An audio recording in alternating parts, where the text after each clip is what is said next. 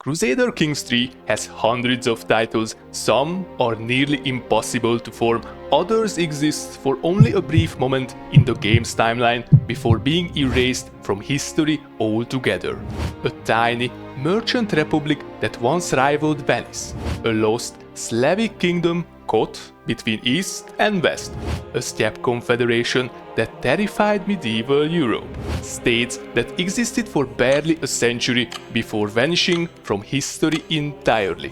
Today, we are diving into 6 of the rarest titles in the game and the brutal, fascinating history behind each one. Number 1. Duchy of Amalfi, 1066. The Duchy of Amalfi was one of the smallest, richest, and most unusual states in medieval Europe. Hidden along the cliffs of southern Italy, the city of Amalfi began as a Byzantine outpost during the collapse of the Western Roman Empire. While much of Europe descended into chaos after Rome fell, Amalfi turned toward the sea. By the 9th century, it had become an independent duchy and, more importantly, a maritime trading empire. Its independence came through violence and political chaos. In 838, the city was captured by Sicard of Benevento after traitors helped Lombard forces enter through Amalfi's sea defenses. But only a year later, Sicard was assassinated and Amalfi used the resulting civil war to free itself from Lombard rule. The city even backed Siconulf, a rival claimant in Benevento's power struggle, showing that this tiny coastal duchy was already becoming an important political player in southern Italy. Amalfi also became famous for its navy. In 849, Amalfi joined Naples, Gaeta, and Sorrento in the Lega Campana, a naval alliance formed to stop a Saracen raid aimed at Rome itself. At the Battle of Ostia, the Allied fleet defeated the invaders before they could attack the city and the papacy. The battle became one of the great military victories of the early medieval papacy. During the 10th century, Amalfi entered its golden age. The city was ruled by dukes from powerful local families. In 914, Mastalus I was appointed the city's first judge, marking the beginning of a more formal, independent state. Then, in 958, Mastalus II was assassinated in a political coup and Sergius I became Amalfi's first duke. Unlike most medieval states built on farmland and feudal armies, Amalfi's wealth came almost entirely from trade and naval power. Amalfitan merchants traded with Christian Europe, Byzantium, and especially the Islamic world. The duchy became closely connected to the Fatimid Caliphate in Egypt, and these trade ties were so valuable that Amalfi refused to join Christian forces at the Battle of Garigliano in 915, likely to protect its commercial relationship with the Fatimids. The city even created one of medieval Europe's earliest maritime law codes, the Tabula Amalfitana, which influenced Mediterranean trade law for centuries. And despite its tiny size, Amalfi's influence reached all the way to Jerusalem. Amalfitan merchants and Benedictine monks established hospitals and hostels for Christian pilgrims in the Holy Land before the Crusades even began. These institutions later became connected to the Knights Hospitaller, whose famous 8-pointed cross was likely inspired by Amalfitan and Byzantine symbols.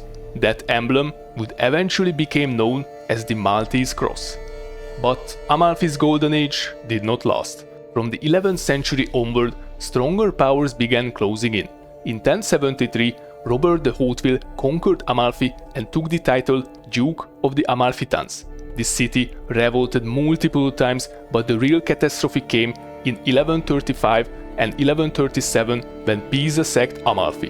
Its fleet, trade networks, and political power were shattered. Venice, Genoa, and Pisa replaced it as the dominant maritime republics of Italy. Ironically, one of Amalfi's greatest contributions to world history came after its political decline. Between 1295 and 1302, the Amalfitan navigator Flavio Gioia is traditionally credited with perfecting the modern compass design. modern historians heavily debate this story. Still, whether the story is true or not, Amalfi remained strongly associated with navigation and maritime innovation long after its political decline. Number 2. The Magyar Confederation, 867. The Hungarian conquest of the Carpathian Basin began with a people known to medieval Europe as the Magyars, a semi-nomadic tribal confederation that emerged from the Eurasian steppe and would eventually found the Kingdom of Hungary.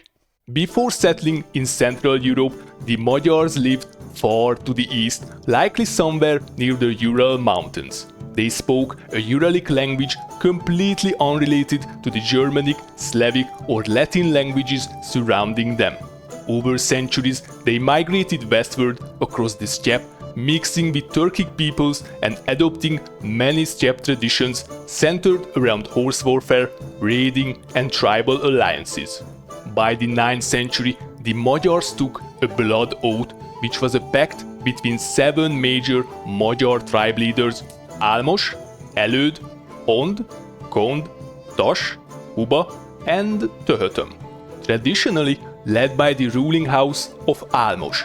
Politically, the confederation resembled other steppe powers of the era, decentralized, mobile and heavily dependent on personal loyalty between tribal leaders. Religion among the early Magyars was primarily pagan and shamanistic. They practiced steppe Tengri-style beliefs focused on sky worship, ancestor reverence, sacred animals and spiritual leaders often described as Táltos, a shaman. At this stage, Christianity had not yet fully penetrated Magyar society, although contact with both Byzantine and Latin missionaries had already begun. The Magyars first entered European history mainly through fear. Western chronicles describe them as terrifying mounted raiders capable of crossing enormous distances with incredible speed. Their armies relied on horse archers using composite bows, feigned retreats and highly mobile tactics inherited from centuries of steppe warfare. To many Europeans of the time, the arrival of the Magyars felt like the return of the Huns. Everything changed around 895. Pressured by enemies from the east, the Magyar Confederation crossed the Carpathian Mountains under the leadership of Árpád, son of Almos. They entered mostly through the Veretsky Pass into the Carpathian Basin, the region that would later become Hungary. This migration, known as the Hungarian conquest, permanently reshaped Central European history. Over the next decades, Magyar forces launched massive raids across Europe. They attacked East Francia, Italy, the Balkans, and even reached as far west as Spain. Entire kingdoms struggled to stop them.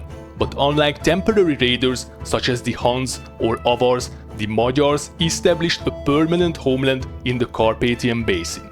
The turning point came in 955 at the Battle of Augsburg. There, the German king Otto the Great decisively defeated the Magyar armies, ending the era of large-scale western raids. After this defeat, the Magyar leadership gradually shifted away from steppe raiding towards state building and Christianization. The ruling Árpád dynasty consolidated power, and by the late 10th century, Grand Prince Géza began converting the Magyar elite to Christianity. His son István I completed the transformation. In the year 1000, István was crowned the first Christian king of Hungary, with papal recognition transforming the old tribal confederation into the medieval kingdom of Hungary.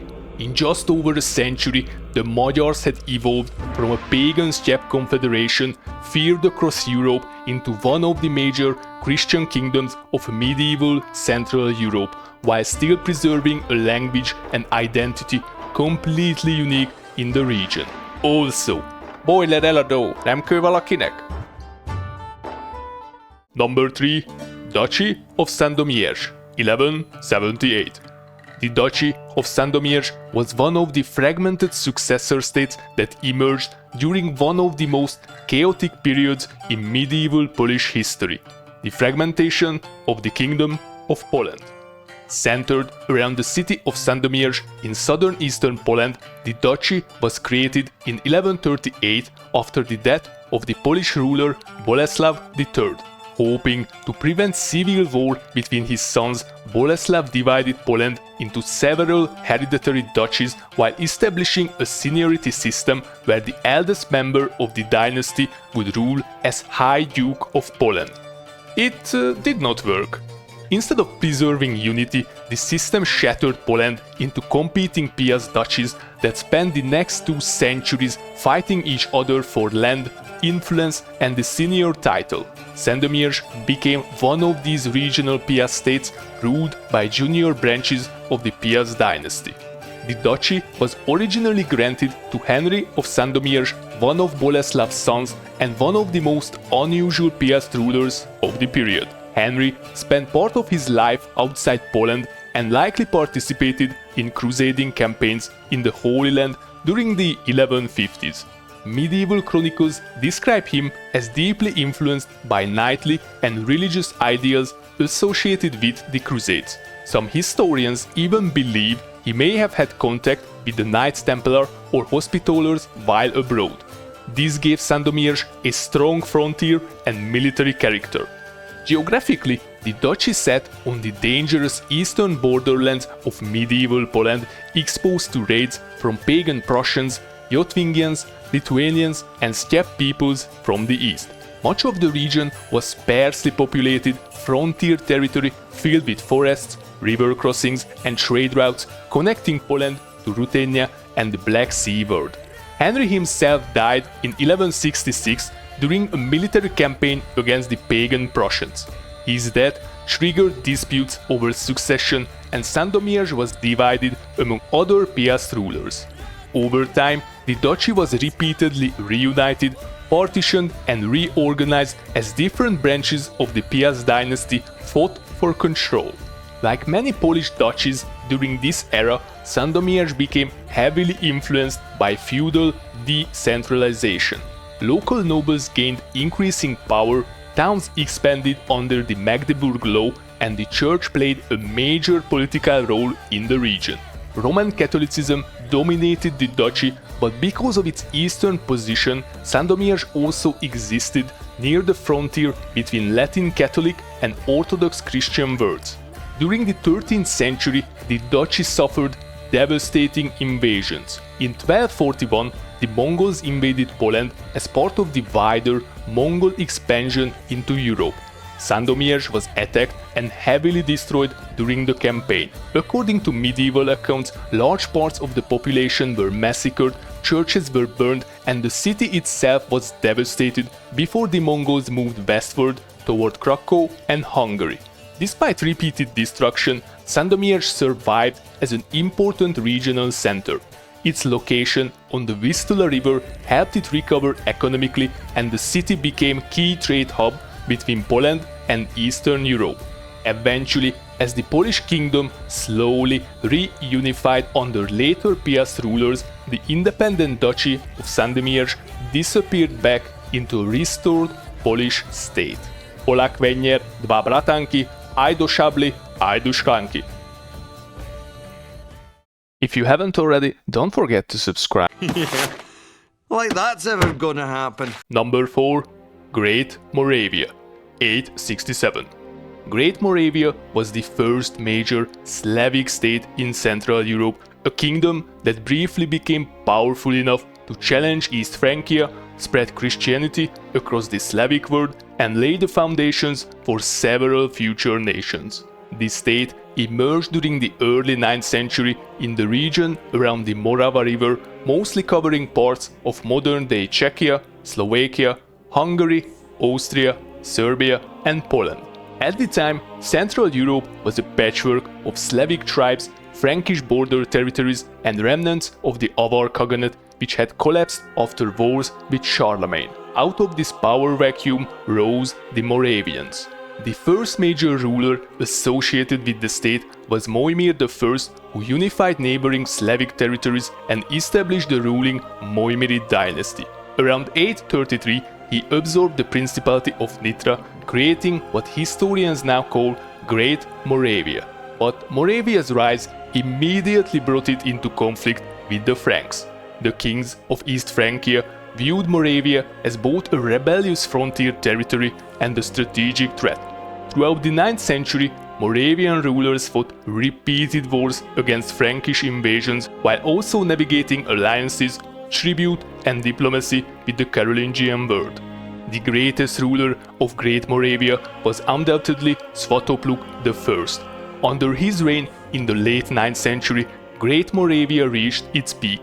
Svatopluk expanded Moravian influence across large parts of Central Europe, bringing neighboring Slavic tribes under his authority and transforming Moravia into a regional power.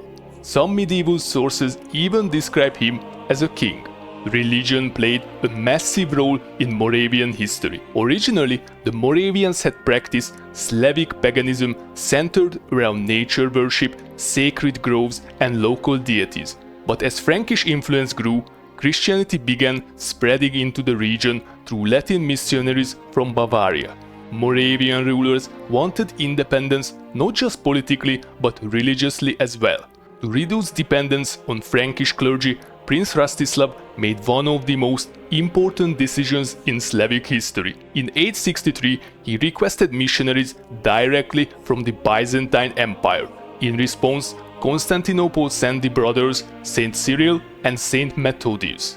Their arrival transformed the Slavic world forever. Cyril and Methodius created the Glagolitic script, the first writing system designed specifically for the Slavic language. They translated Christian texts into Old Church Slavonic and introduced liturgy in the local language instead of Latin.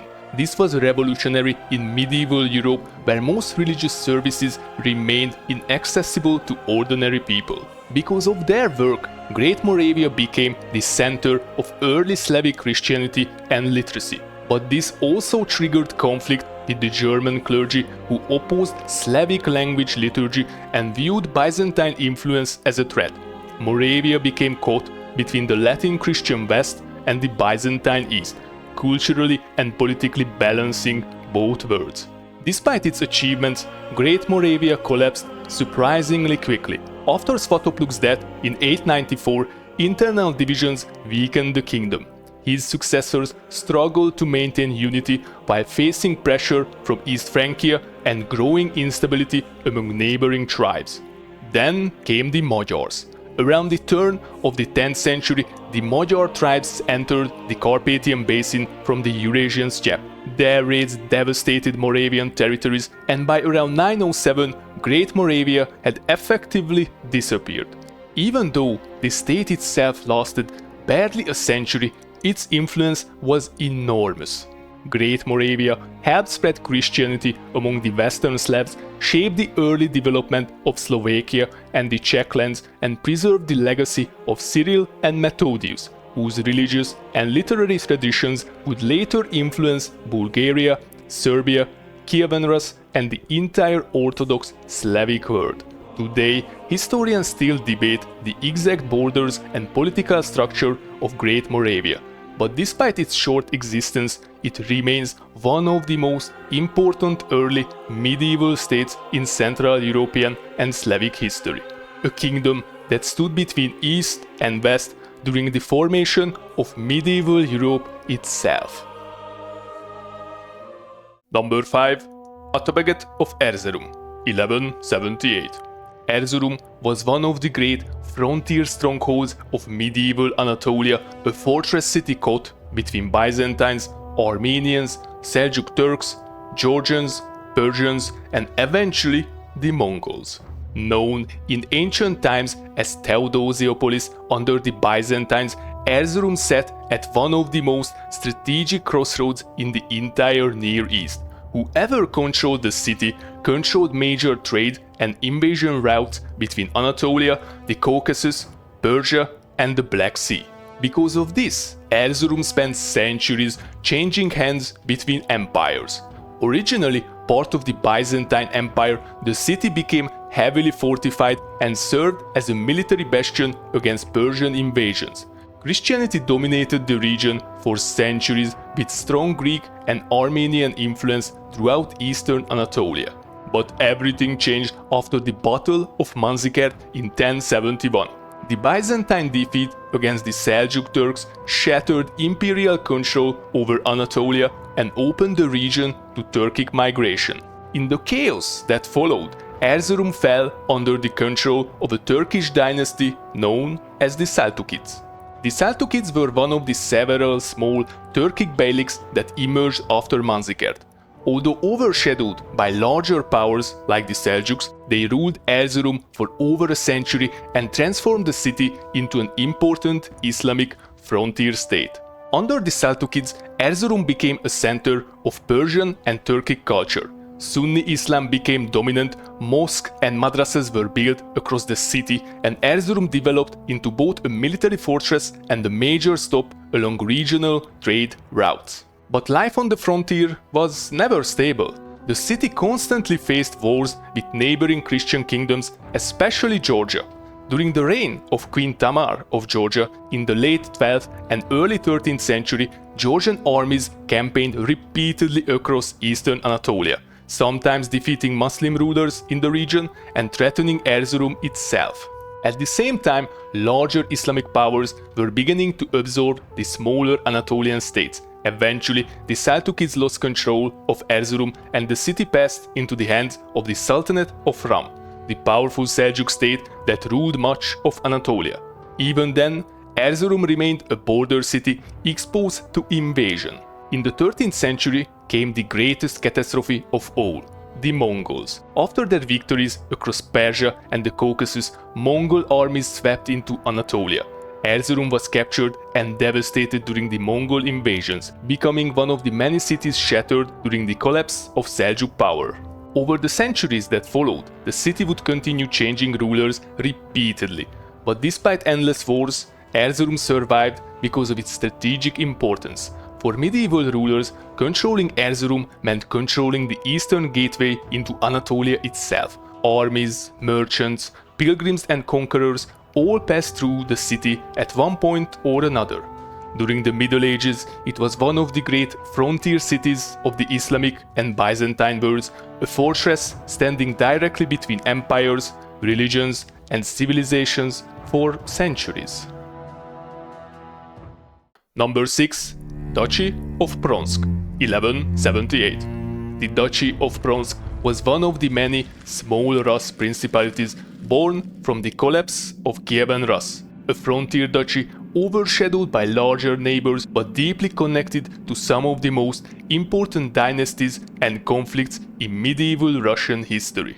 Centered around the town of Pronsk near the upper Don River, the duchy emerged as part of the wider Principality of Ryazan, ruled by branches of the Rurikid dynasty.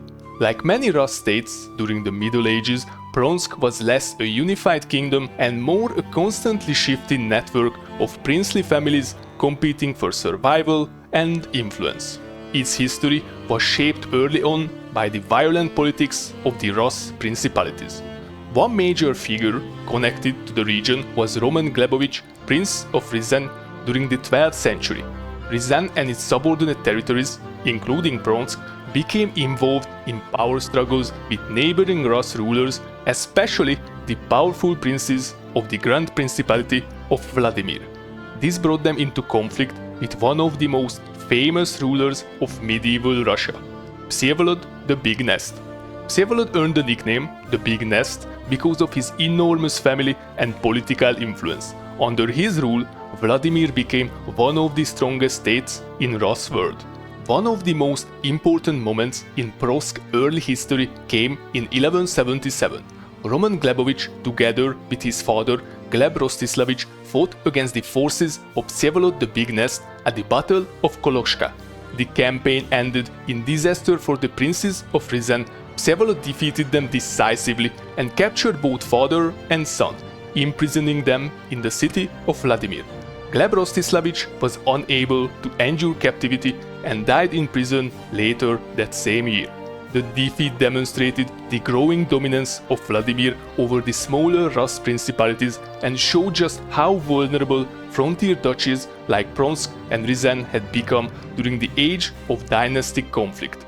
In 1207, after accusing Roman Glebovich and the princes of Ryazan of conspiracy and disloyalty, Vsevolod launched a major campaign against them. Ryazan was devastated and many local princes were captured and deported. Geography only made things worse. Pronsk sat on the dangerous southern frontier of the Rus world, exposed to raids from steppe nomads and positioned along major invasion routes from the Eurasian steppe. The principality existed in a constant state of military pressure, balancing conflicts between neighboring Rus princes while defending against external threats. Religion in Pronsk was Eastern Orthodox Christianity inherited from the Christianization of Kievan Rus. Monasteries and churches helped tie the duchy culturally to the broader Orthodox world centered around Kiev and later Vladimir. But no event shaped Pronsk more than the Mongol invasion. In the 1230s, Batu Khan and the armies of the Mongol Empire invaded the Rus principalities. Ryazan was among the first states attacked and was almost completely destroyed according to medieval chronicles. Cities were burned, populations massacred, and entire regions devastated. Pronsk survived the invasion, but like the rest of the Rus principalities, it became subordinate to the Golden Horde. For generations afterward, the princes of Pronsk ruled under Mongol overlordship, paying tribute and receiving authority through the Khans of the Horde. Like many smaller Rus states, survival depended on diplomacy as much as warfare. Today, Pronsk is almost forgotten, but during the fractured age of Kievan Rus, it stood on one of Europe's most dangerous frontiers, a small Orthodox duchy surviving between rival princes, Mongol Khans, Lithuanian expansion, and the growing power of Moscow. And with that, the stories come to an end. I hope you enjoyed the video and thank you for watching it. Which title had the most interesting history? And are there any rare titles that I had missed? Let me know down in the comments. And also tell me what would you like to see next. If you enjoyed the video, consider subscribing for more obscure medieval history and rare CK3 content. Thank you again for watching and I'll see you next time. Bye!